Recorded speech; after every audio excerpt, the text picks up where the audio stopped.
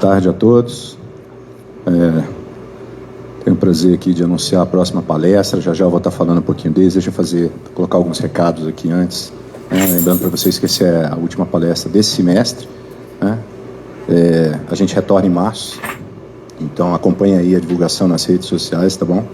Só fica um aviso aqui que vocês que estão tomando café, estão com um copo plástico, não esqueça de levar depois que terminar a palestra, tá bom? Então a palestra tem a duração de 30 minutos de exposição e mais 30 aberto para pergunta. Então você está no Café com Ciência para fazer pergunta bastante, tá bom? Mais um aviso é que nós vamos ter uma nova equipe aí com Café com Ciência. Algumas pessoas estão saindo, outras estão entrando. Então você estudante que tem interesse aí de participar, ajudar a gente, entre em contato aí com seus representantes, que nós temos uma reunião agendada a respeito disso. Não é isso, Guilherme? Tá ótimo.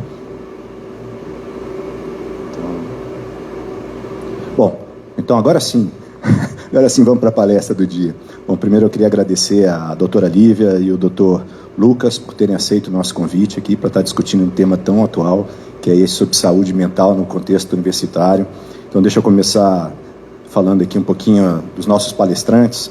Então a doutora Lívia Mesquita de Souza, ela fez graduação em Psicologia pela PUC de Goiás, especialização em Psiquiatria e Psicologia de Adolescência pela Unicamp, mestrado em Psicologia pela PUC e doutorado em Psicologia Clínica e Cultura pela UNB. É psicóloga da UFG e coordenadora do Saudavelmente, né? Que é um serviço de saúde mental da PRAE, que é a Pró-Reitoria de Assuntos Estudantis. Em algum momento ela vai estar aqui comentando um pouquinho para nós a respeito disso. E nosso outro palestrante que vai estar iniciando é justamente o Dr. Lucas Matos da Silva. Ele é um médico psiquiatra, né? Ele é graduado em Medicina pela Universidade Federal de Goiás, residência médica em Psiquiatria pela PAX, Instituto de Psiquiatria, atua como médico psiquiatra na Secretaria de Saúde de Aparecida de Goiânia e no Saudavelmente. Então eu gostaria, em nome do Instituto, de agradecer o aceite de vocês para estar aqui discutindo com a gente. Eu tenho certeza que vai ser ótimo ter vocês aqui. Então eu passo a palavra para vocês e fiquem à vontade aí.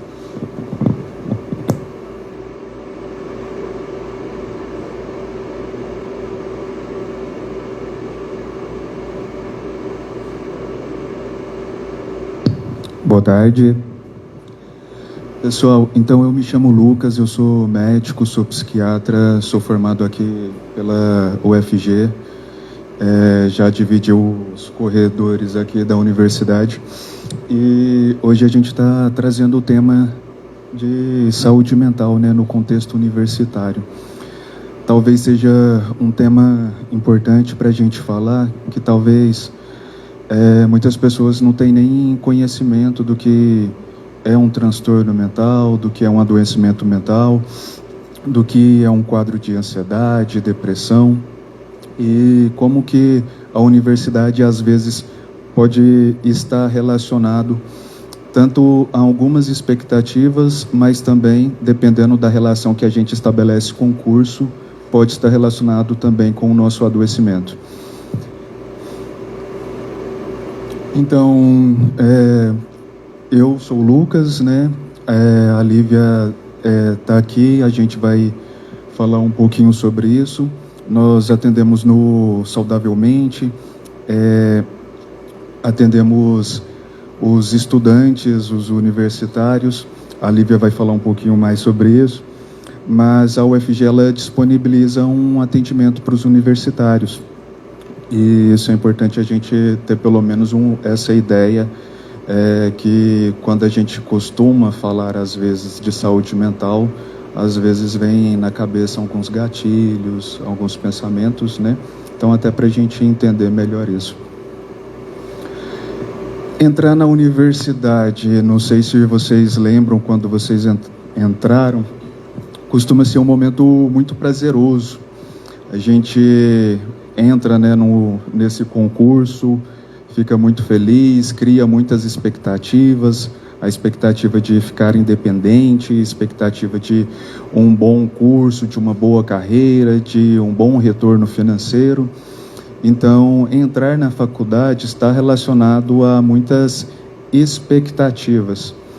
Porém, infelizmente, após entrar na universidade, a gente se depara com algumas dificuldades que vêm não só do curso em si, mas da série de da série de atividades que são colocadas para o acadêmico, da responsabilidade que ele adquire entrando no curso, às vezes também tornando-se adulto, né, com outras responsabilidades financeiras e responsabilidades na vida. Costuma ser um contexto marcado por muitas mudanças da escola para a universidade, que costuma ter uma série aí de responsabilidades e às vezes pode levar a algum adoecimento para algumas pessoas. A gente trouxe aqui para discussão um artigo que foi publicado, uma pesquisa da Universidade Federal da Bahia, que está fazendo um corte mostrando a quantidade de transtornos mentais comuns nos universitários. O que seria isso? A presença de sintomas psiquiátricos ou sintomas psicológicos em pessoas da Universidade Federal da Bahia. E é interessante que eles tiveram um número grande, né, de pessoas no estudo, e o estudo mostrou que mais de 70% das pessoas tinham algum transtorno mental comum, ou seja, tinham algum sintoma, ou insônia, ou ansiedade, ou algum sintoma considerado um transtorno mental comum.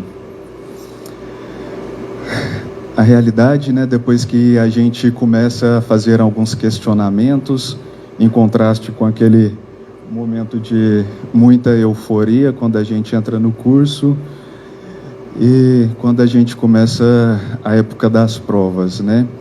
Aí vem a ansiedade, os conflitos, os medos, as angústias relacionados a outros contextos de vida pessoal. Em relação àquele artigo que eu mostrei, entre os principais problemas relatados, né, pelos universitários, a gente tem a ansiedade, desânimo, insônia, sendo a insônia tanto a questão de dormir poucas horas, quanto a qualidade do sono, que às vezes dorme uma quantidade boa de horas, porém o sono não é restaurador.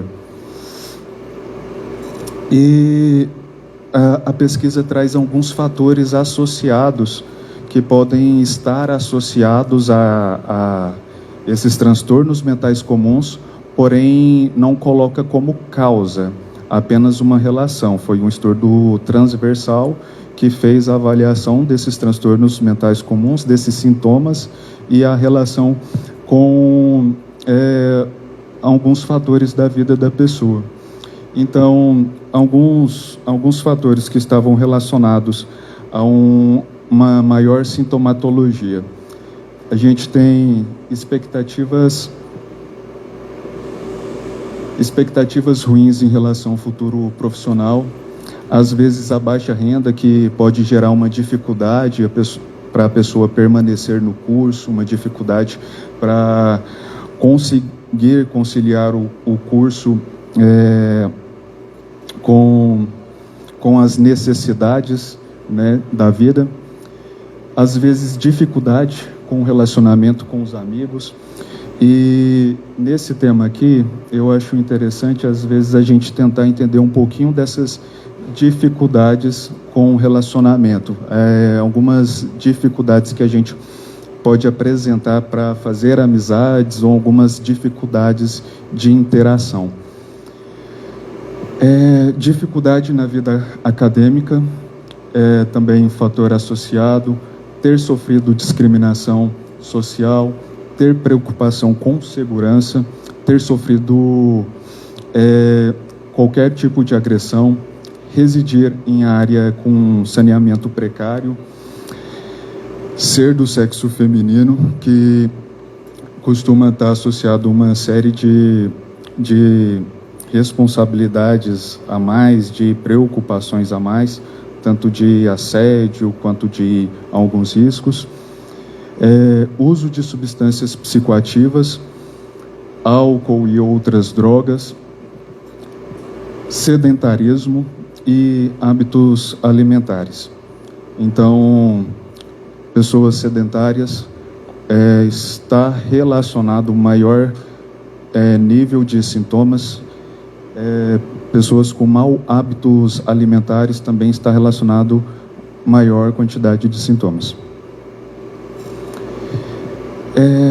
Entre os fatores relacionados às vivências acadêmicas, a gente separou os fatores da vida, né, do estudante, e agora os fatores relacionados à vivência acadêmica, o que ele tem como experiência no curso que está fazendo. Então, entre os fatores relacionados para apresentar esses sintomas, a gente tem o período do curso. Às vezes tem alguns períodos que são mais angustiantes, né? Que isso vem com uma série de sintomas. Quando o aluno está pensando em abandonar o curso, dificuldade entre equilibrar a graduação com outras atividades, e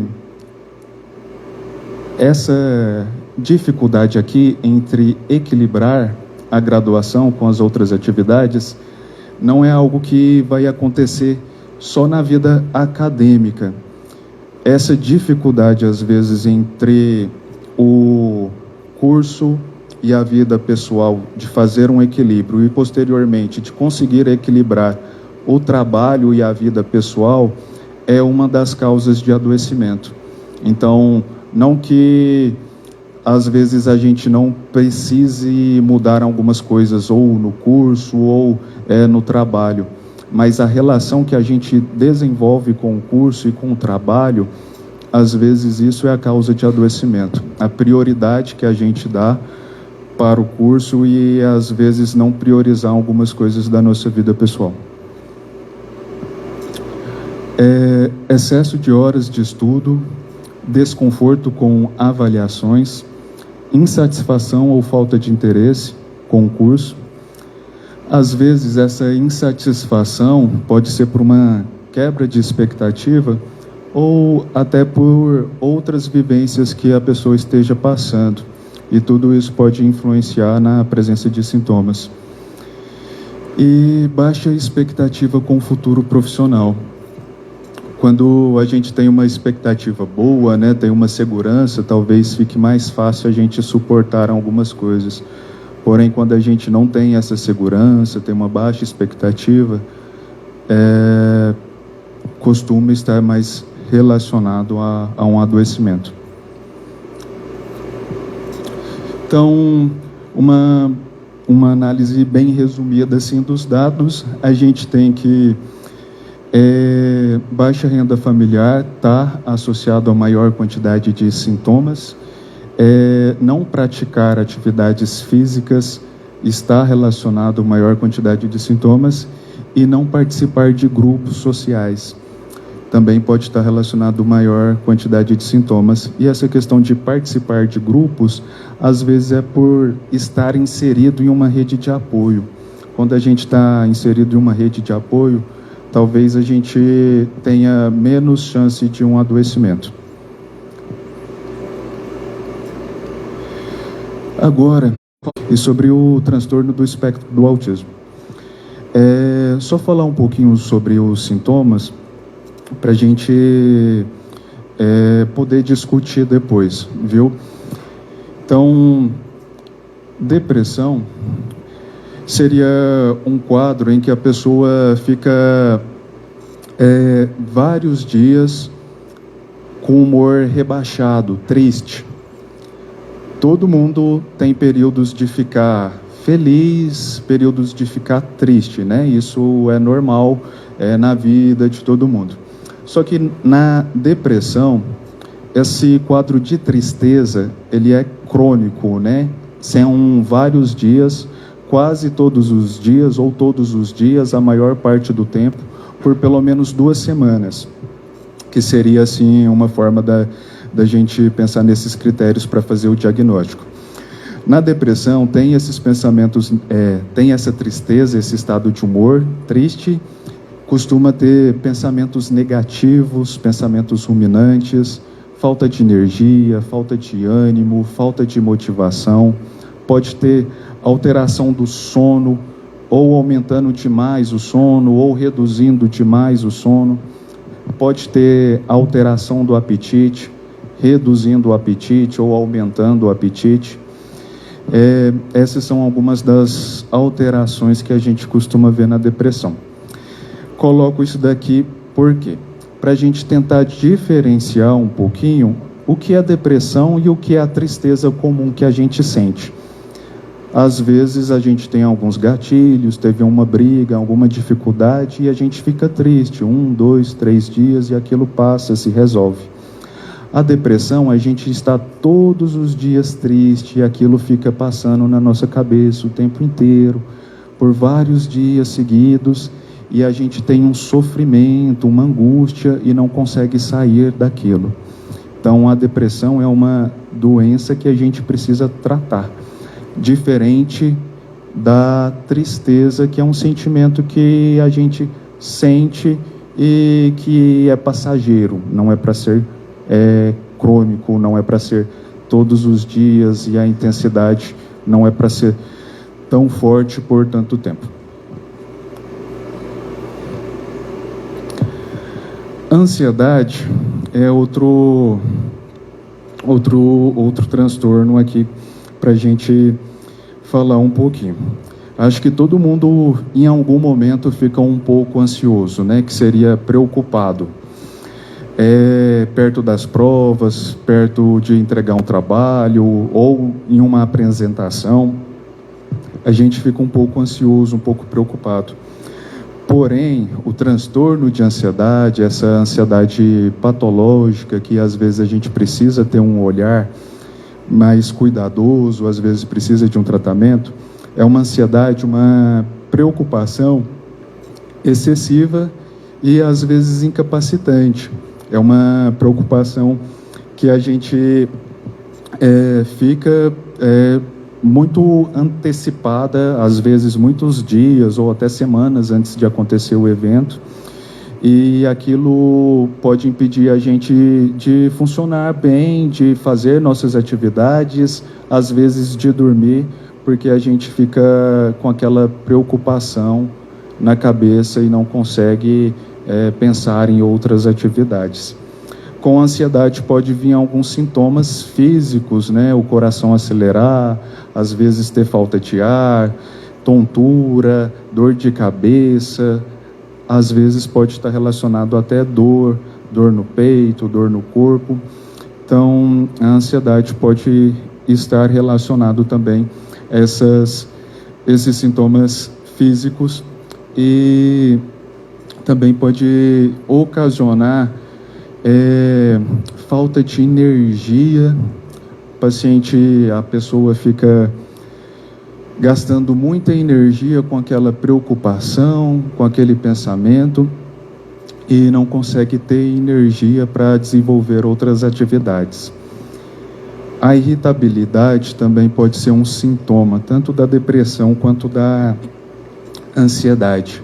Quando a gente está muito ansioso, a gente pode ficar também muito irritado, às vezes sem paciência, sem conseguir esperar o tempo dos outros, sem conseguir manter uma conversa, um diálogo, e a gente vê alguns sinais de irritabilidade. Queria trazer aqui o espectro do autismo ou autismo. Atualmente a gente tem falado mais do transtorno do espectro do autismo. Antes era um tema assim que poucas pessoas tinham conhecimento e atualmente a gente está vendo uma quantidade de diagnósticos maiores, até porque as pessoas estão se informando mais. Às vezes estar dentro do espectro do autismo pode ser uma das causas de dificuldade para se relacionar. O autismo, as pessoas que estão dentro do espectro do autismo, às vezes têm uma inabilidade social, uma dificuldade de entender alguns comportamentos, entender ironias, entender brincadeiras. Às vezes as pessoas que estão dentro do espectro do autismo têm uma dificuldade de conversar sobre temas que não são do seu interesse. as pessoas que não estão dentro do espectro do autismo têm interesses diversos, variados, né? Quem está dentro do espectro costuma ter alguns interesses específicos. Por exemplo, dinossauro, e às vezes sabe tudo sobre dinossauro, família do dinossauro. Então, outros temas, universo, história. Às vezes as pessoas sabem vários detalhes de alguns interesses delas, porém não consegue expandir porque não tem interesse em outras áreas.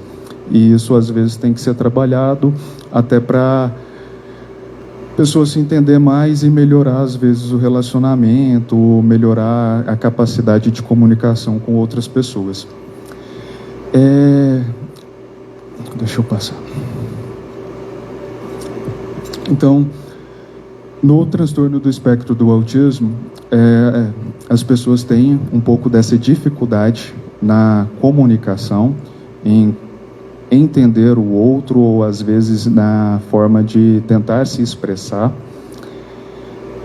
E pode ter alguns comportamentos estereotipados, como empilhar objetos, organizar de uma forma muito metódica o guarda-roupa, os livros, sempre da mesma forma.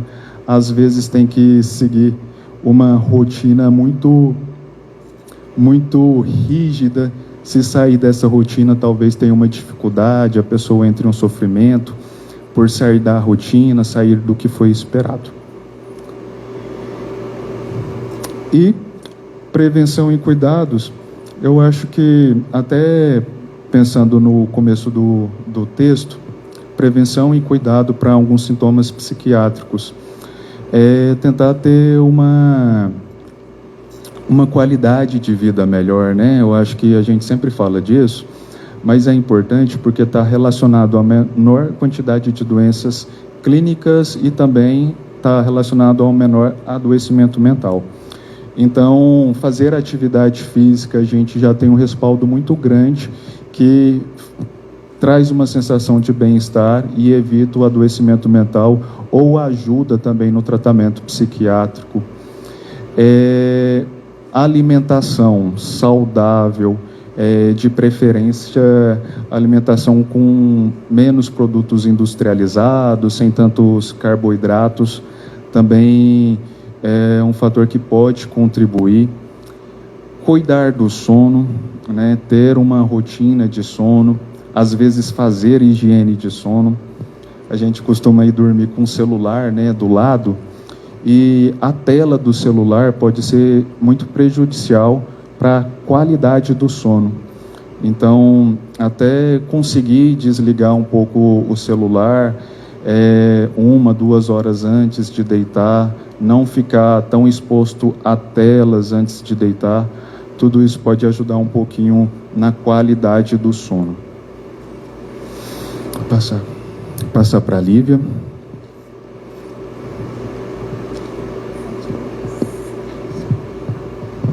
Boa tarde.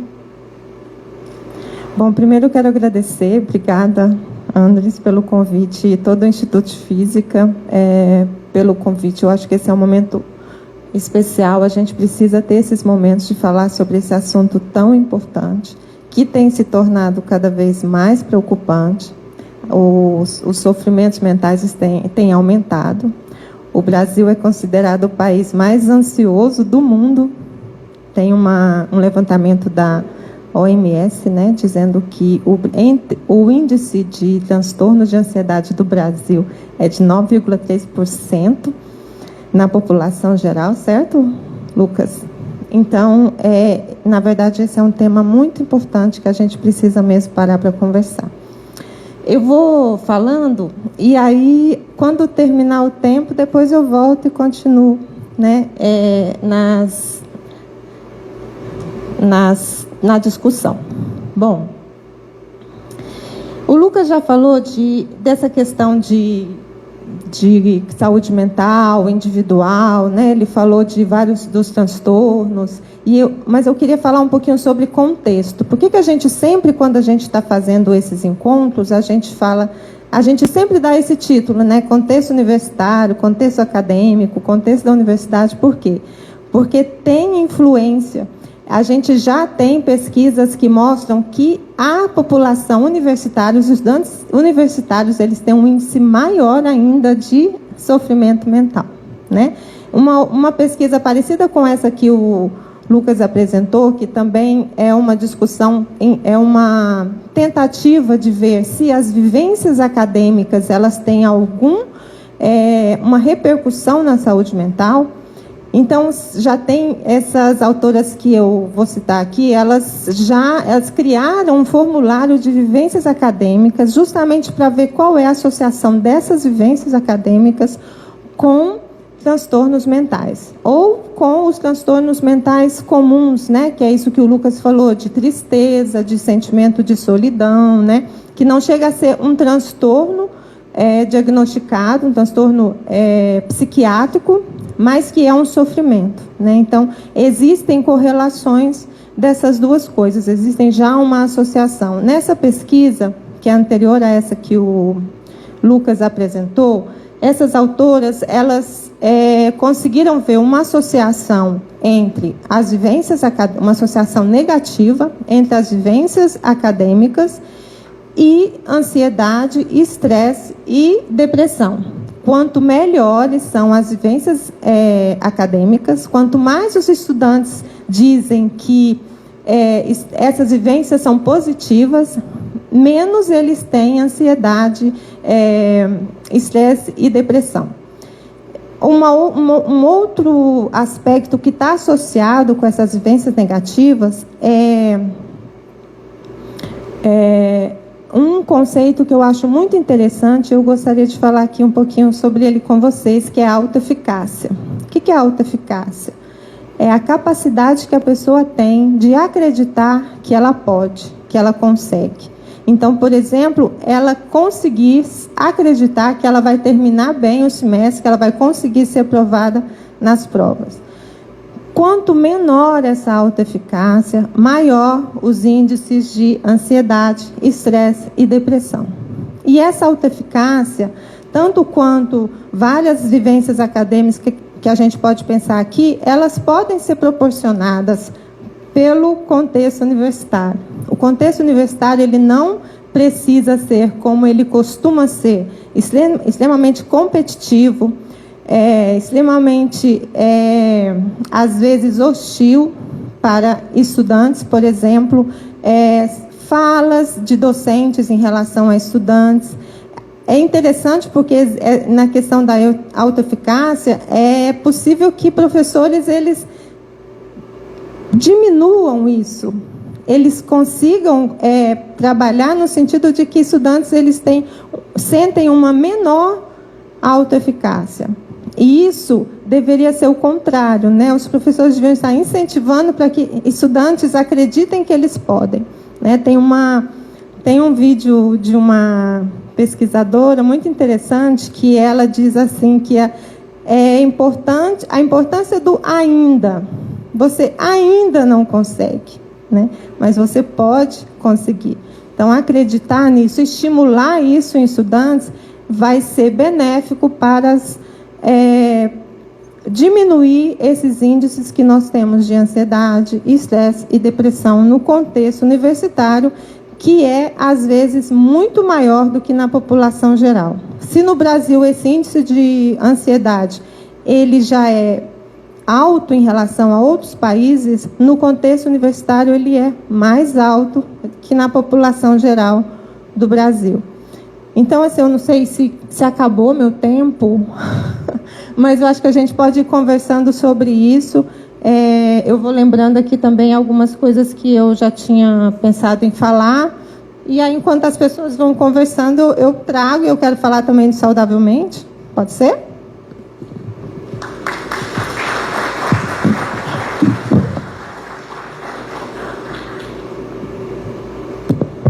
Lívia e Lucas, por favor, fiquem aqui, vocês são os atores principais aqui. Vamos abrir para pergunta. Não sei, Lívia, se você quer começar falando saudavelmente ou se você quer que eu já abra para pergunta. Então, pessoal, estamos no Café Consciência, obviamente, abertos para perguntas. Vamos começar a conversar com os nossos palestrantes. Sou Salviano. Lili e Lucas, dentro do contexto universitário, algo que eu já percebi nos meus estudantes, né, que é um problema que é sério, o que acontece? O nosso estudante, eu vou falar especificamente do estudante de exatas, por exemplo. Nosso estudante de exatas, lá no ensino médio, provavelmente ele é o melhor estudante da turma. Então ele tem um alto desempenho, ele é o melhor estudante de exatas da turma, então ele tira notas boas, ele é ótimo. Só que como isso é ensinado no ensino médio, é muito diferente hoje, porque hoje o ensino médio ele passa por um processo que ele não ensina a pensar, ele treina o estudante. Aí o estudante chega aqui, ele tem um impacto muito grande, porque aí isso baixa a autoestima dele, porque ele começa a tirar notas muito baixas, tanto em física, em cálculo, e isso é um problema, mas isso é um problema causado por uma situação que eu entendo o que está lá, eu percebo, digo isso para eles, isso não é uma responsabilidade deles, mas é um processo, e há um processo ainda que é mais crítico ainda, porque tem alguns detalhes que você fala, olha, não é bem assim, você tenta dizer para ele, olha, você não está entendendo isso, você achava que era assim, agora você precisa de realmente compreender o que você está fazendo. Antes você estava sendo treinado, você fazia alguma coisa mecanicamente, agora você tem que fazer um outro processo. Mas ele não consegue ainda compreender isso que você fala, porque ele continua achando que é decorar uma fórmula e fazer, e se ele tem uma fórmula, e não é mais isso. Então, porque você, enquanto professor, você tenta dizer isso para ele, mas ele te ouve, mas ele não te ouve ao mesmo tempo, ele não acredita, né? Então, eu vejo que pelo menos nos estudantes de exatas, o grande problema que eu vejo é exatamente esse, porque isso faz com que o estudante diminua sua baixa autoestima, né? Porque ele era muito bom, e agora ele está num processo em que as notas dele não refletem uma realidade que ele tinha antes, que era muito diferente. Isso você percebe uma turma realmente muito aquém. Eu não sei se isso se essa minha percepção condiz com os fatos, realmente é isso mesmo, não. Gostaria da opinião de vocês, o que vocês podem dizer para esses estudantes. Deixa eu ver se eu entendi uma parte. Eu acho que se o processo de aprendizagem gera uma ansiedade, como é que é essa questão da ansiedade, até que ponto talvez o professor possa equilibrar isso de maneira mais positiva, talvez tentando contextualizar aí para uma pergunta. O que vocês acham? Está aqui, ó. Usando o termo correto, não sei. Então, isso acontece, né, com muita frequência. Tem uma diferença muito grande entre o ensino médio e o ensino superior. São situações muito diferentes. O ensino médio é lá uma sala, todo mundo está naquela sala, os professores é que chegam, tudo o estudante recebe ali suas notas, né? Ele não, aqui na universidade não, tem que aprender um monte de códigos novos, ele vai atrás, ou ela, né, saber que sala que é, que professor que é, o que ele precisa fazer para entrar no percurso, né, normal do curso. Então, assim, são duas situações muito diferentes. Tem um pesquisador francês, chama Alain Couillon, ele estuda justamente isso, ele chama de afiliação, que é quando o estudante consegue fazer essa transição, se adaptar ao novo contexto, que é o contexto da universidade, né? E ele tem os dados, assim, que entre aqueles que conseguem fazer bem essa adaptação, que ele chama de afiliação, 12% tem evasão em 12%, a evasão deles. Entre aqueles que não conseguem fazer bem esse processo, esse índice é de 36%. Então, ele tem todo um trabalho, ele ensina como é que se deve fazer, como as universidades devem fazer, os coordenadores e docentes devem fazer, toda a equipe da universidade, o que eles podem fazer para ajudar o estudante nessa afiliação. Porque ele compara um pouco com o estrangeiro, né? O estrangeiro chega em outro país e tem várias coisas que ele não sabe como funciona, né? E ele só realmente vai se sentir melhor, viver melhor ali, quando ele aprender os novos códigos desse novo contexto, né? Então, acho que tem um trabalho super importante da universidade fazer nesse sentido, ajudar nessa afiliação, porque tem os estudantes que só tirava 10, chega aqui e tira um 0, né? Mas eu acho muito importante que essa experiência ela seja evitada o máximo possível, porque é um acontecimento que é duro e ele pode ter uma repercussão ruim. Tem uma coisa que está acontecendo aqui já na universidade, em alguns cursos, que eles colocam professores para as primeiras turmas, para os iniciantes, professores que têm uma condição melhor de acolhimento, de ouvir, de dar alternativas de avaliação para os estudantes. Já está acontecendo isso na UFG, e eu acho que é bem bacana, isso pode diminuir, talvez, esse impacto.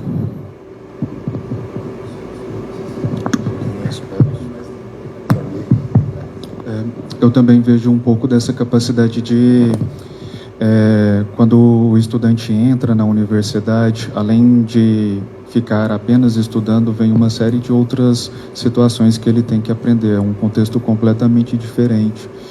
E isso gera um pouco de dificuldade, né? Às vezes repercute em algum adoecimento.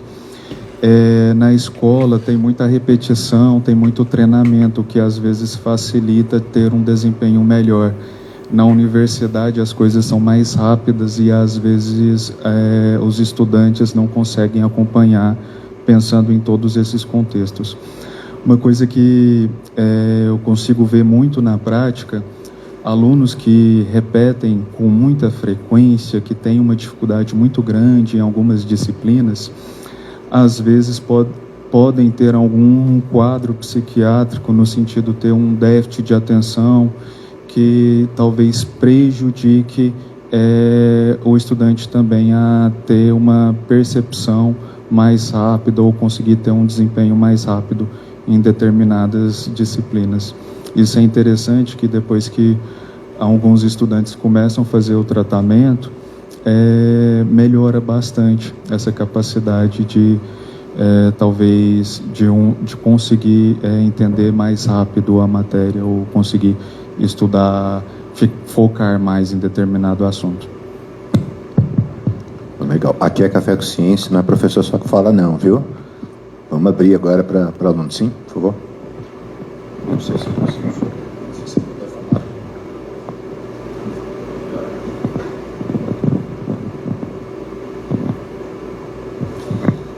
Certo, eu sou aluno de Física e eu vejo já há um bom tempo...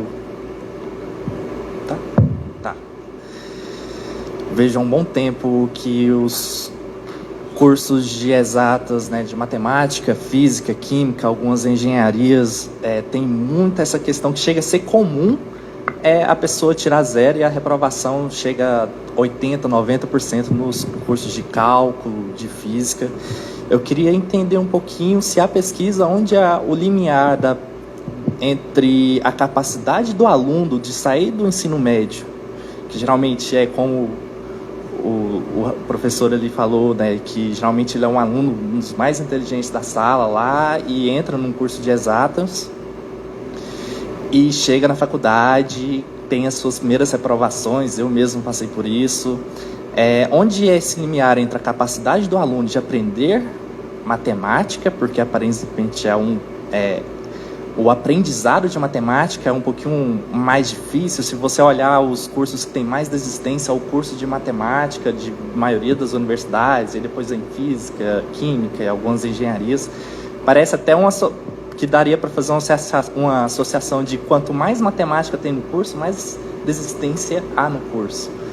E essa é entre a capacidade do aluno de aprender e a capacidade do professor de ensinar matemática.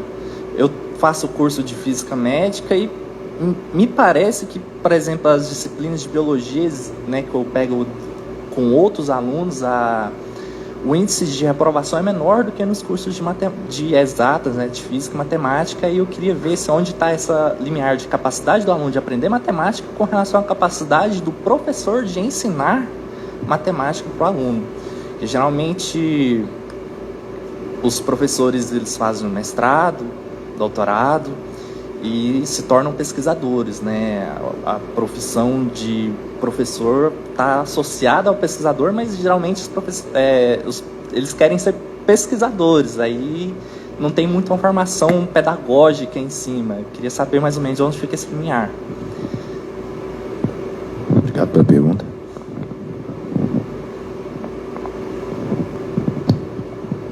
Na sua pergunta já tem boa parte da resposta, né? Já é o que você imagina, né? Eu imagino que é isso, né? Não basta ter um conhecimento muito grande sobre determinado assunto, né? É preciso ter alguma habilidade para transmitir e também, além dessa habilidade, eu acho que é importante uma compreensão também do que é esse processo. Uma compreensão muito ampla, eu acho. Por exemplo, a gente escuta, né, alguns docentes que falam assim, mas na minha época eu penei, ralei muito e consegui. Né? Então, nós estamos em um outro momento. É muito importante a gente pensar isso. E eu acho que isso é pouco discutido na universidade. Né? Se antes, há uns 30 anos, a gente tinha um vestibular em que passavam estudantes com as melhores notas, vindos de escolas com grande reconhecimento, né, que as pessoas tinham mesmo uma capacidade maior de acompanhar os desafios do curso superior. Hoje a gente não tem esse público na universidade.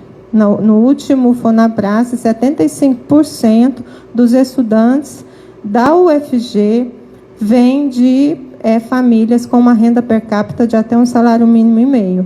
Isso quer dizer que é muito difícil ter tido um processo de escolarização que vá colaborar para esses desafios, para enfrentar esses desafios aqui dentro da universidade.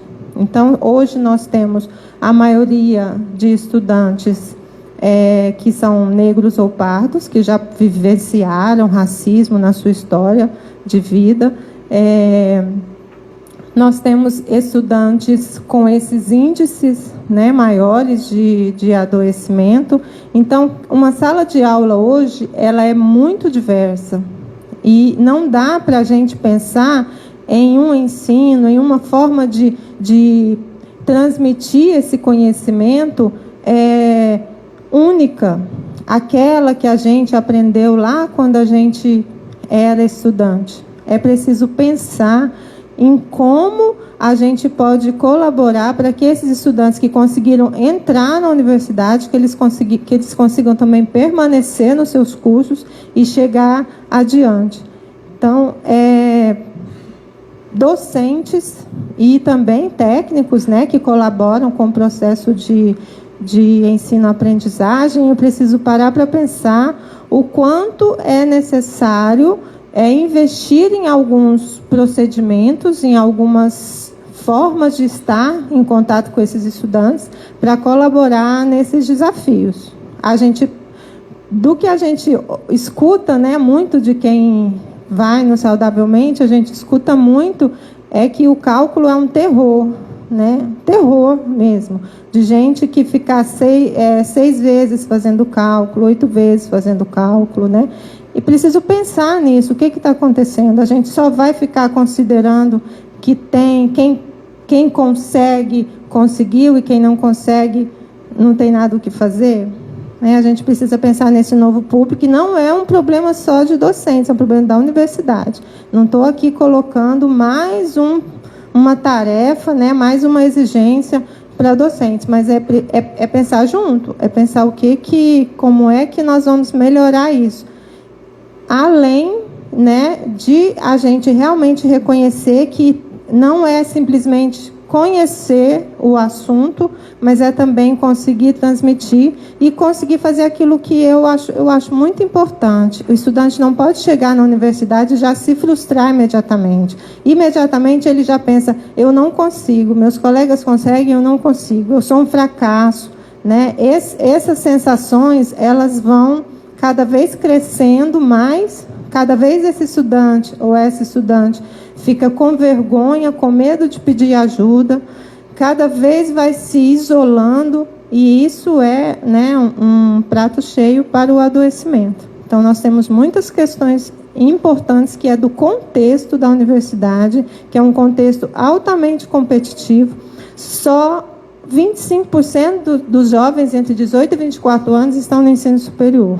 Então, a gente vive uma realidade de competição o tempo todo, né? Isso se agrava na pós-graduação. Na pós-graduação, os índices ainda são mais graves, né? Tem uma pesquisa na Nature que diz que o pós-graduando, foi uma pesquisa feita em vários países, que pós-graduando tem até 6 vezes mais chance de adoecimento mental do que a população geral. Então, são problemas que eu acho muito sérios e que a gente tem que discutir, e eu acho bacana que a gente esteja aqui falando. Falei demais. Bom, lembrando que a gente está live aqui no Instagram, então tem uma pergunta do live, não é isso? Deixa eu passar aqui. É minha mesmo. Bom, em primeiro lugar, parabenizar o programa Saudavelmente. E eu falo isso por experiência própria. Na minha época de graduação, eu frequentei e me ajudou bastante. Então, recomendo a todos que procurarem o Saudavelmente. Lucas, você comentou sobre a síndrome do espectro autista, e aí me veio um questionamento, que é o seguinte: eu trabalhei na rede pública de ensino como professor durante muito tempo, e na rede pública os estudantes eles têm um acompanhamento, os estudantes autistas eles têm um acompanhamento de profissionais capacitados a orientá-los nas aulas. E eu queria saber se o programa Saudavelmente tem alguma iniciativa para com os estudantes autistas.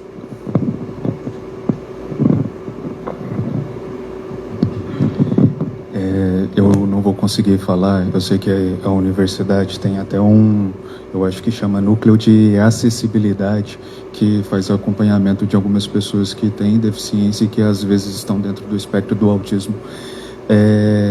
A gente do Saudavelmente também consegue encaminhar essas pessoas, e às vezes chega muitos alunos para a gente que ainda não tem um conhecimento sobre o espectro do autismo, que às vezes a gente vai fazer o diagnóstico, a gente consegue fazer o acompanhamento, tanto psiquiátrico quanto psicológico. A gente não consegue, pelo menos desde que eu cheguei, eu não consigo ver isso, a gente acompanhar na sala de aula, mas a gente consegue acompanhar por meio dos professores, eu acho que por meio das unidades acadêmicas, saber como que está aquele determinados alunos. Então, talvez a gente consiga fazer algumas orientações, consiga fazer alguns direcionamentos e tratamentos, e até encaminhar, né, ou para o núcleo de acessibilidade ou para outros serviços. Seria isso que eu consigo. Olivia, poderia falar um pouquinho do Saudavelmente agora? Talvez seja uma oportunidade interessante. Já aproveito, né? Uhum. Fica tranquilo que vou passar para você. Posso?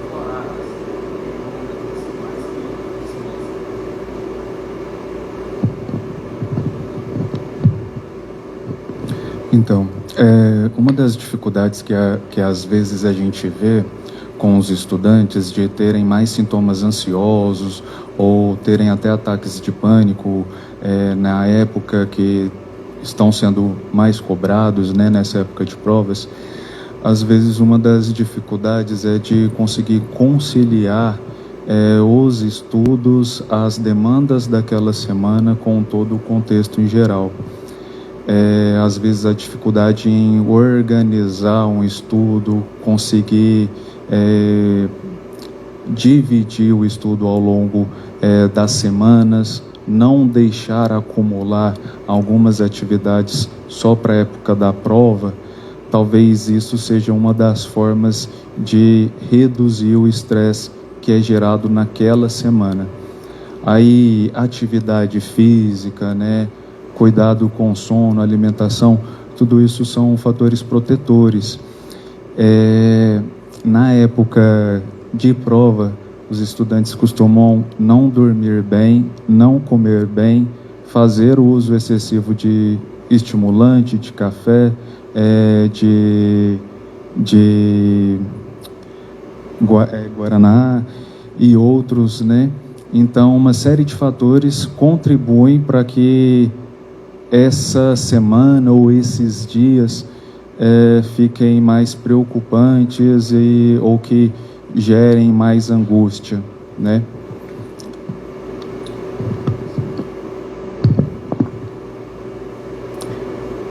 Eu sempre falo também que é preciso ter uma rotina em que vocês incluam também os momentos de descanso, de lazer,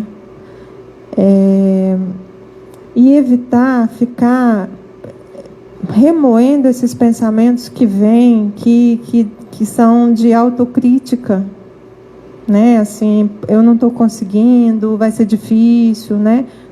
Vocês têm que levar e fazer o que vocês podem, né? Não ficar pensando que vocês estão fracassando nesse processo, mas pensar que vocês estão no caminho. Eu falo que é uma estrada, né? Esse curso superior. Às vezes ela é uma ótima estrada, mas às vezes ela tem seus buracos, né? Mas vocês estão caminhando, né? Esse é o caminho que vocês estão fazendo. Precisa de esforço, precisa de estudar, se concentrar? Precisa. Qual é a melhor forma de vocês conseguirem se concentrar para vocês? Pensem um pouco, né? O que para vocês facilita para vocês estudarem melhor, terem um rendimento melhor, mas evitar esses pensamentos. Eu sei que não é fácil, não tem uma fórmula mágica para isso, né? Mas é preciso exercitar isso. Estou fazendo o meu melhor, né? Estou na tentativa aqui, estou caminhando, e vocês devem também reconhecer, cada vez que vocês acertarem, cada vez que tiverem um sucesso, reconheçam, falem para vocês mesmos, né? Olha, consegui, que legal, né? Semestre passado foi bom, vamos ver esse, né? Evitar ficar pensando muito nessa disputa aqui corrente da universidade. Eu falo de Saudavelmente? Então, Saudavelmente, ele é o Serviço de Saúde Mental da Pró-Reitoria de Assuntos Estudantis, da UFG. Ele é um programa, um serviço voltado para a saúde mental. O trabalho do Saudavelmente, ele é primordialmente de atendimento às pessoas que já estão com algum sofrimento psicológico. Nós não temos condição de atender todas as pessoas que nos procuram, mas nós temos condição de estar com todas. A gente chama de acolhimento, um primeiro contato que a gente tem com as pessoas que nos procuram. Então, todas as pessoas que nos procuram, elas vão passar por esse acolhimento. Por que é importante ouvir todas as pessoas? Porque a gente não sabe como é que a pessoa está. A gente não tem como só conversar um pouquinho, não é nada que pareça grave, a gente não sabe disso. Então, essa escuta de mais ou menos 50 minutos, 1 hora, nesse acolhimento é importante para a gente ter uma ideia de como é que cada pessoa está. Mas não vão ser todas acompanhadas no Saudavelmente, nós não temos condição de fazer esse acompanhamento com todas as pessoas, nós temos prioridades. Quais são as prioridades? São estudantes de baixa renda, são estudantes com quadro mais grave de saúde mental, com a depressão uma depressão já e uma depressão preocupante, né, com riscos para si ou para outros, né, estudantes que estejam em crise. Esses estudantes em crise, não necessariamente eles estão numa situação, por exemplo, de uma depressão. Nesse momento do acolhimento, a gente faz um projeto terapêutico com a pessoa. Então, pode ser que ela esteja numa crise que com 4 sessões a gente vai poder ajudar, com 12 sessões a gente vai poder ajudar. Então, nós temos um projeto terapêutico. Estou falando do atendimento psicológico individual. Nós temos também algumas formas de atendimento que são em grupo. De um modo geral, as pessoas não querem, elas aderem muito pouco a esses atendimentos em grupo, mas nós oferecemos sempre, e pode ser que as pessoas se beneficiem muito, muitas pessoas gostam muito desse atendimento, então é uma forma para a gente ampliar também o nosso atendimento. É nesse acolhimento que nós podemos encaminhar para a psiquiatria, né? Primeiro passa por esse acolhimento para depois a gente avaliar se há uma necessidade da psiquiatria. Nós fazemos também isso que a gente está fazendo aqui hoje, né? A gente tem sempre, com muita frequência, a gente é convidado para ir. Essa é a primeira vez que eu participo no Janeiro Branco. Então, assim, parabéns a vocês que tiveram essa iniciativa, né? E Janeiro Branco é um mês destinado a isso, a parar para pensar sobre a saúde mental, né? E eu, pelo menos, é a primeira vez que estou participando este ano, né? Estou falando desse janeiro, e nós, o Saudavelmente, não fizemos nada nesse sentido, porque nós temos um trabalho lá que é bem volumoso, né? A gente tem uma procura muito grande. Quem quiser procurar o Saudavelmente, a gente pede para ou ligar ou ir presencialmente. Tem um WhatsApp lá que não vai funcionar direito, aí vocês vão acabar falando, mas não funciona e tal. Então, vão presencialmente, pode ser aqui no Samambaia, pode ser no Universitário, tem os horários melhores. A gente tem um informativo que eu posso deixar aqui para vocês conseguirem fazer esse agendamento, ou pessoas que vocês conhecem. A gente pede que seja por telefone ou presencialmente. Acho que é isso. Lívia e Lucas, nós gostaríamos muito de continuar conversando com vocês. Podemos? Sei que nós estamos aqui nas 2 horas, em geral. Podemos continuar? Então, deixa eu passar rapidamente aqui para o professor Salviano, que vai fazer um breve comentário, depois eu passo para você. Voltando à colocação que ele fez ali, eu vou voltar, porque o nosso objetivo aqui, nós temos muitos alunos da Exatas aqui, e são os nossos xodós, né? São o que nós estamos aqui por eles, né? Então, a questão é como nós podemos entender, como nós podemos ajudar os nossos alunos, como nós podemos entender. Alguns cursos eu entendo, por exemplo, curso de artes, especificamente, você tem que fazer uma prova específica de habilidades, música, né? Então, você tem algumas provas específicas de habilidades. E a Exatas é um pouco mais difícil de compreender isso, às vezes, talvez você... Para nós entendermos isso, eu vou tentar trazer uma analogia, que eu acho que talvez seja feliz para nós entendermos a dificuldade que seja. Então, o nosso curso aqui seria mais ou menos assim, porque você tem que desenvolver uma habilidade, um raciocínio lógico rápido. Então, eu vou tentar comparar com um esporte de alta performance. Então, o que se espera do aluno que chega aqui? Então, como se fosse um torneio. Então, ele se espera que ele chegue aqui, ele passou por uma peneira, então eu vou selecionar um time, vou fazer uma peneira e vou selecionar um time para começar um campeonato. Então, o final do campeonato, né, a posição dele vai ser o diploma dele, vai ser o sucesso que ele teve. Mas a hora que eu fiz a peneira e selecionei ele, então ele tem que estar, ele vai começar a competir dentro daquele processo ali. Então ele tem que estar no nível de competição, porque ele tem que estar preparado para aquela competição. E então ele tem que ter a habilidade.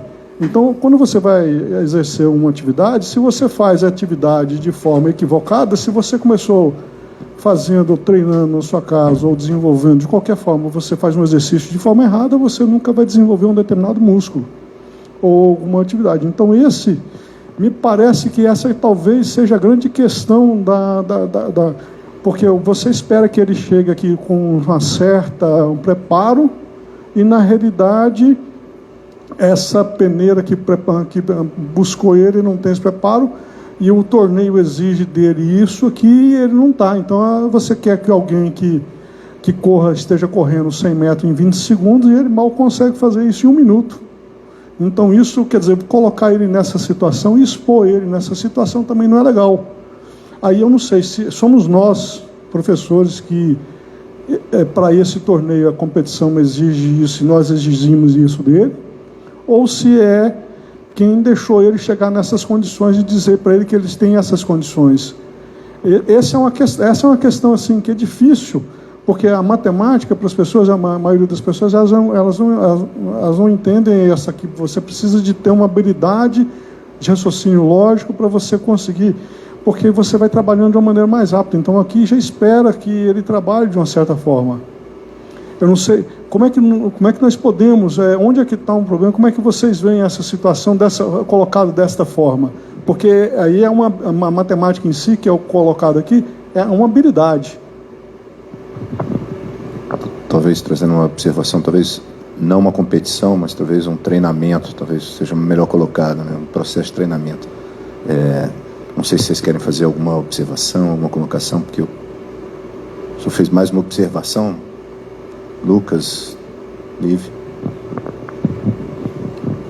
Eu acho que, eu pelo menos fico pensando assim, às vezes é difícil a gente ter uma noção global de tudo, sendo que a gente não está passando pela situação. Mas eu entendo que a capacidade, né, a gente tem, desde que não tem uma deficiência, a gente consegue sim chegar em alguns objetivos, e talvez o tempo para que isso seja feito e a forma, né?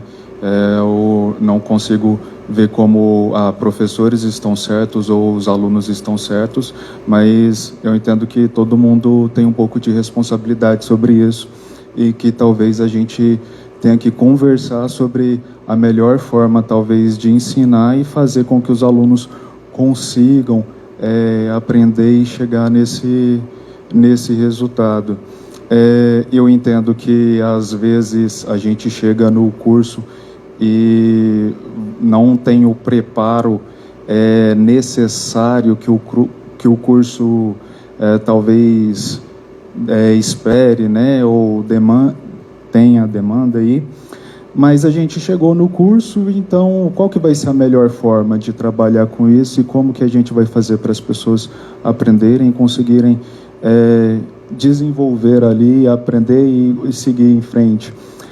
Eu acho que se a pessoa não está aprendendo, se o aluno não está aprendendo, e se está repetindo várias vezes, como que a gente pode fazer para que isso não aconteça? Não estou falando que seja o aluno ou que seja o professor. Talvez a gente tenha que entender se tem alguma coisa com o aluno, ou se tem alguma coisa da forma que ele não está conseguindo assimilar aquela matéria, ou não está conseguindo aprender.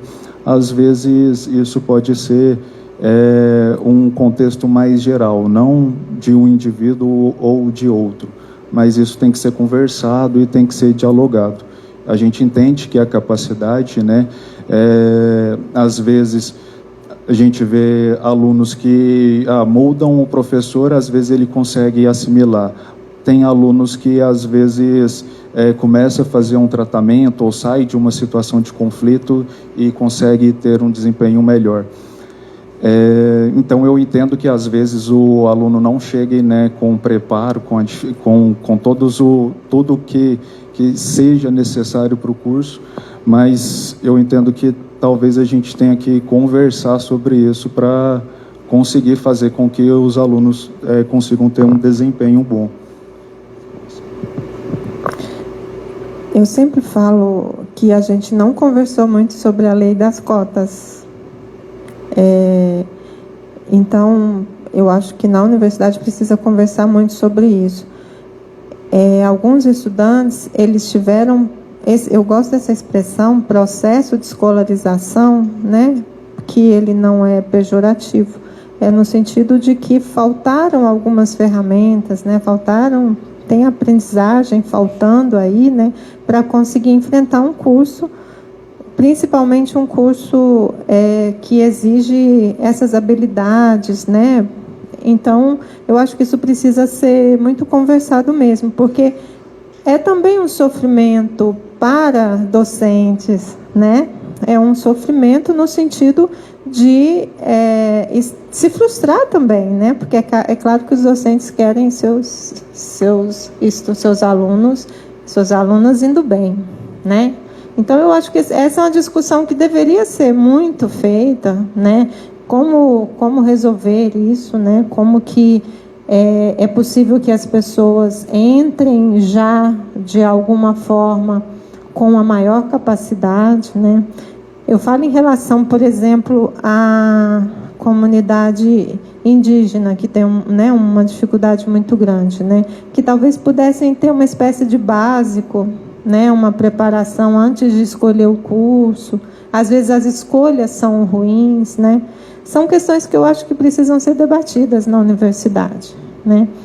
Agora, é muito importante pensar em diminuir essa frustração inicial de estudantes. Já chegarem aqui e terem esse impacto muito negativo, porque isso é um campo minado, né, para frustração, para depressão, para ficarem muito tempo na universidade e repetindo esse sofrimento, né? Então é importante pensar nesses primeiros semestres, assim, que os estudantes eles tenham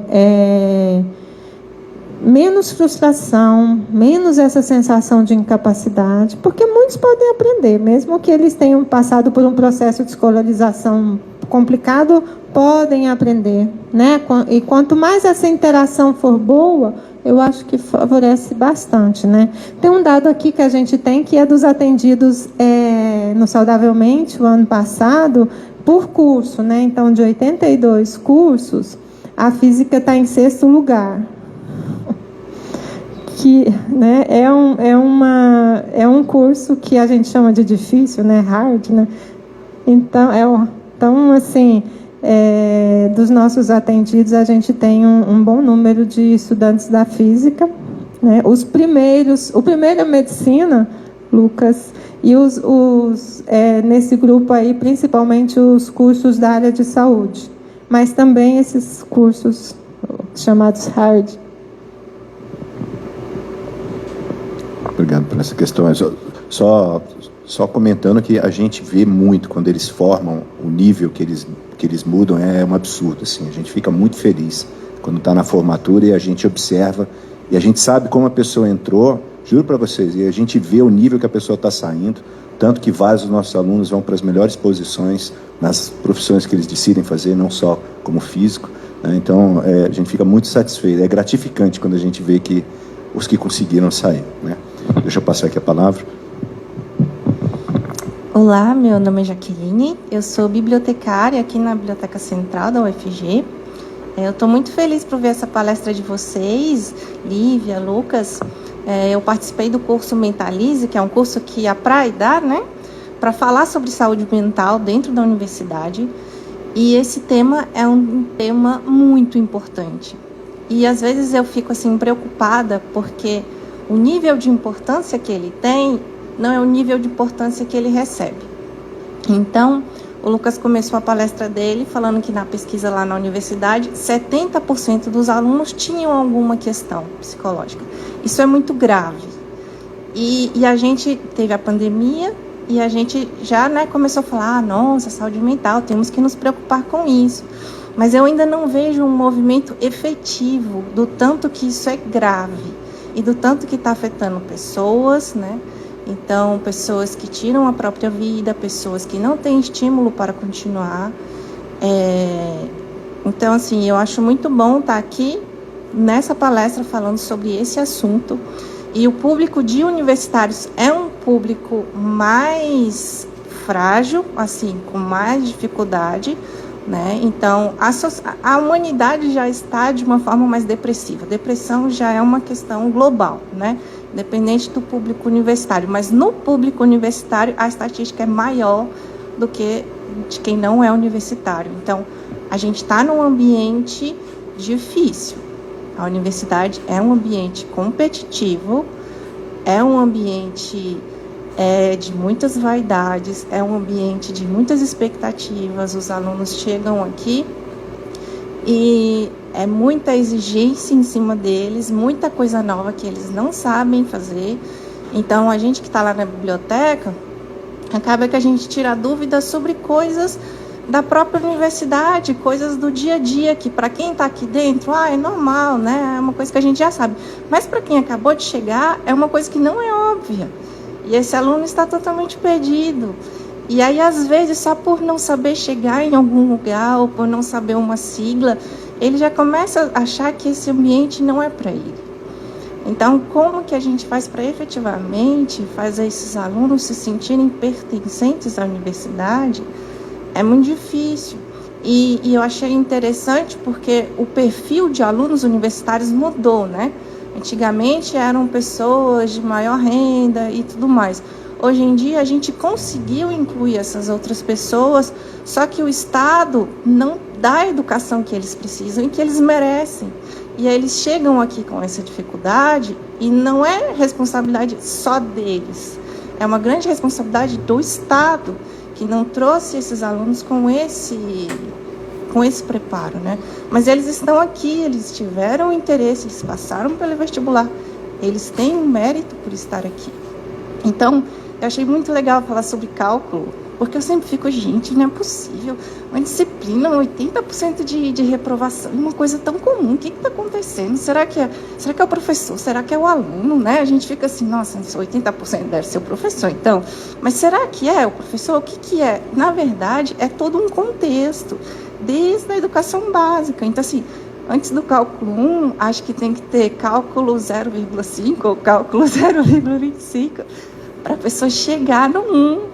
Porque não é incapacidade do aluno, é porque ele não teve o preparo que ele precisava. E a gente ter a expectativa de que ele vai ter esse preparo é injusto, porque o Estado não deu. A gente está falando de uma universidade pública.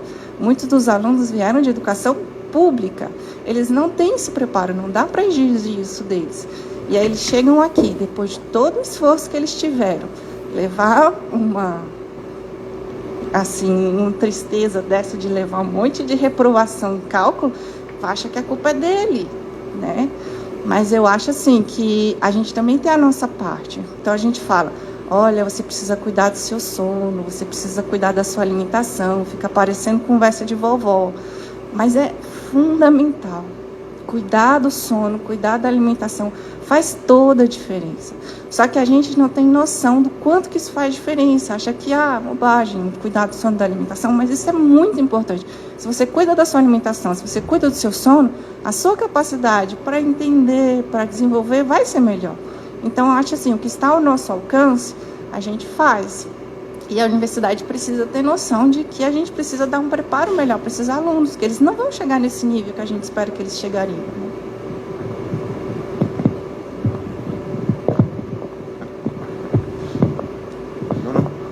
Não. Obrigado pela observação. Tem um... Por favor, você consegue falar alto? Ou você quer fazer a pergunta aqui? Tá dando.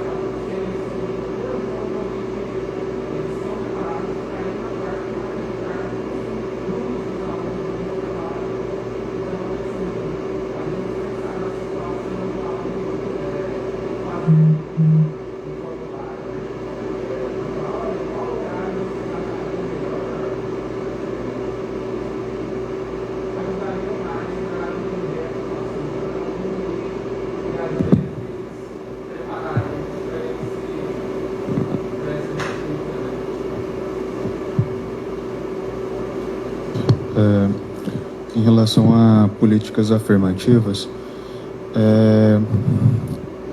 eu acho que é uma questão de um debate assim muito longo e talvez não só a questão do curso em si, de como a pessoa entra no curso, mas também toda a dificuldade que a pessoa pode apresentar para estar ali, pensando em alguém que vem de uma escola particular, que tem talvez o auxílio dos pais, tem o auxílio de uma renda, não tem que trabalhar, talvez uma pessoa que entra por uma cota e que tenha que ter outras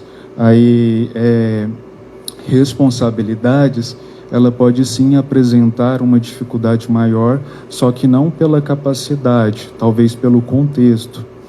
Em relação à questão dos horários,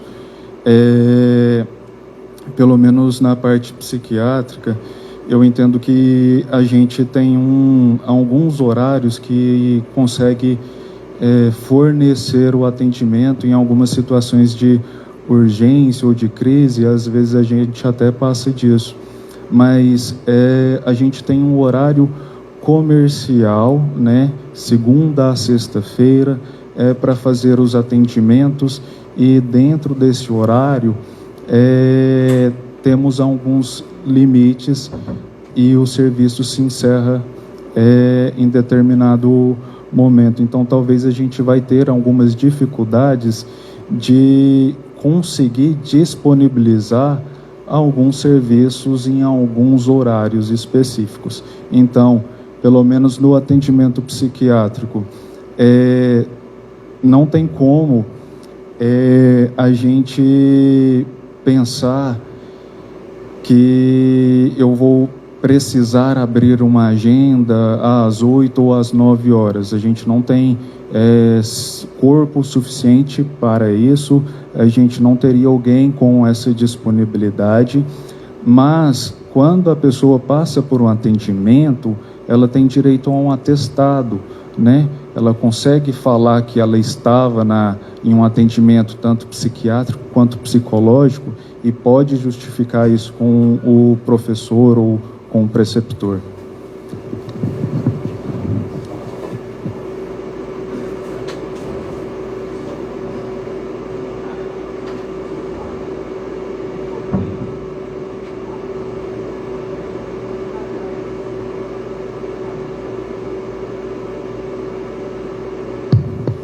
Em relação à insônia, uma das maiores dificuldades que a gente tem para um sono de qualidade é a questão da higiene do sono. As pessoas costumam usar muitas telas, né? Ou celular, ou computador, tablet, por muito tempo, inclusive à noite, até altas horas da noite. Isso atrapalha muito a qualidade do sono, dificulta a pessoa a iniciar o sono. Uso de estimulantes como o café e outros atrapalham também a pessoa conseguir ter um sono de qualidade ou iniciar o sono. A atividade física também é uma forma de você auxiliar, ajudar que tenha uma qualidade melhor do sono. A atividade física, além de liberar alguns hormônios, o cansaço físico faz com que o organismo entre no sono de uma maneira mais rápida. Então, a atividade física, redução de telas, pelo menos no período noturno, ficar em um ambiente mais escuro no período noturno, tentar não ter muitos estímulos antes de deitar, ter uma rotina, por exemplo, todos os dias deitar em determinado horário e levantar em determinado horário. Essa rotina pode ajudar na qualidade de sono, viu? Então, às vezes a pessoa fica até mais tarde mexendo no celular ou estudando até mais tarde, aí ali vai dormir muito tarde, acorda tarde e no outro dia não consegue dormir cedo. Aí ela quer dormir cedo e acordar cedo, só que ela não consegue, né, deitar cedo e acorda muito tarde. Então, se a gente não tiver essa rotina, dormir no mesmo horário, acordar no mesmo horário, talvez seja mais difícil ter um sono de qualidade. pessoal, nós estamos chegando aí perto de 2h30, eu sei que vocês estão cheios de compromissos. Eu queria aproveitar só um questionamento final, talvez para os dois, instigar um pouquinho, voltando nessa questão das atividades físicas, porque ainda bem que você tocou aqui agora, a gente não estava comentando tanto sobre atividades físicas, e elas são extremamente importantes, do jeito que vocês estão colocando.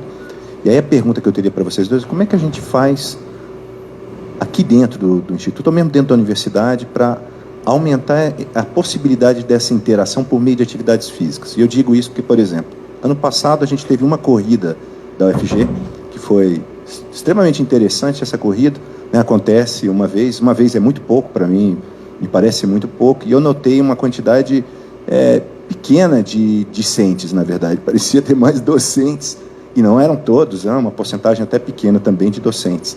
Como é que a gente poderia, vocês têm alguma ideia, alguma sugestão de como que a gente poderia fazer uma relação dessa, estimular esse tipo de atividade, porque não deixa de ser uma possibilidade de congregação entre os docentes, afinal de contas é uma corrida, é uma outra atividade. Vocês têm alguma sugestão aí, não só para o Instituto de Física, mas para o UFG como um todo, a respeito disso?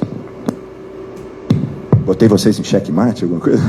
Em relação à sugestão, eu não vou saber falar, mas a atividade física, a gente tem a comprovação que traz muito benefício, tanto para a saúde clínica quanto para a saúde mental. Tem uma liberação de hormônios que são benéficos para o sistema nervoso, previnem adoecimento mental, previnem a demência, né? Então, a atividade física é muito estimulada, e a atividade física, a partir de 3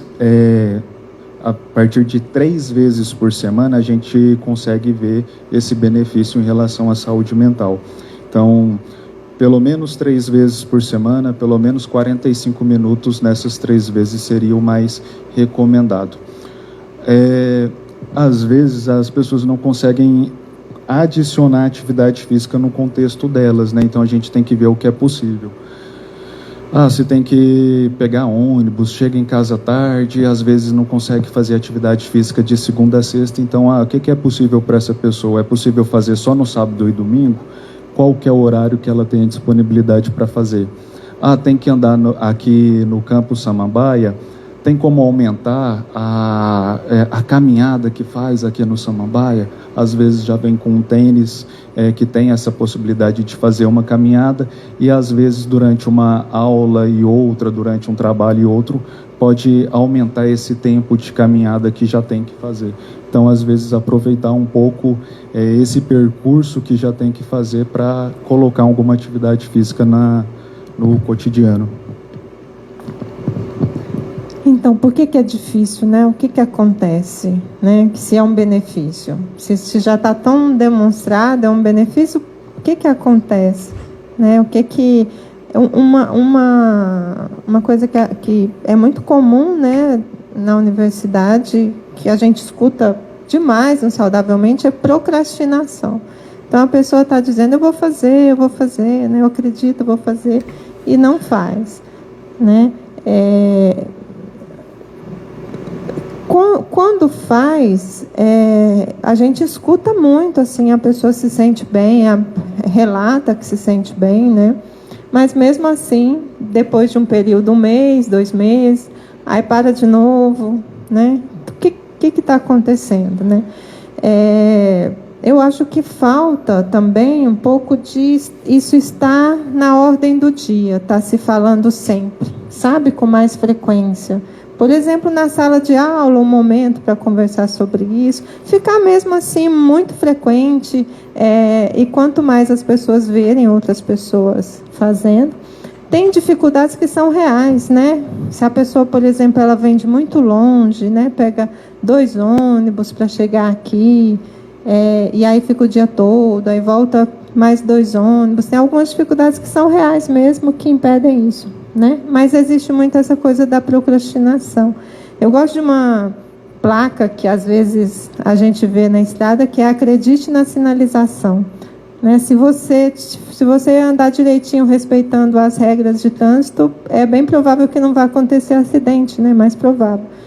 Então, eu sempre tento falar isso para as pessoas. Acredite, né? Porque é um dado científico, está amplamente demonstrado, né? Mas a gente tem que continuar falando. É difícil até lá em casa, inclusive para os meninos de casa. É um menino ali, eu estou vendo aqui de longe.